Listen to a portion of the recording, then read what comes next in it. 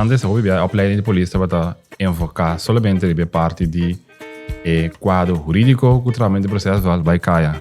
Se preparar bom, com o segundo tempo também, o mundo de desarrollar, vai ter com vários tipos de cultura, de várias coisas que você tem em conta com ele. Não só se vários ampassem de opleiding de polícia. Se preparar bom, onde não conosco tem em conta com ele, tá com na corso tem problema social de alto, com ele também de polícia tem um bem intermediário, tem problema para trazer possível solução, para evitar que tenha que dar bem. Esse é algo que nós começamos a uso de outra organização, por exemplo, Slagofferhulp, FMA, que também de uma workshop de opleiding para ele estar consciente e estar aware que como tem algo com ele, que não necessariamente obriga uma assistência, está com ambos penetrar, portanto ele tem uma certa limitação mental, como você pode reconhecer para evitar que você usa certa força bruta e necessariamente para poder reconhecer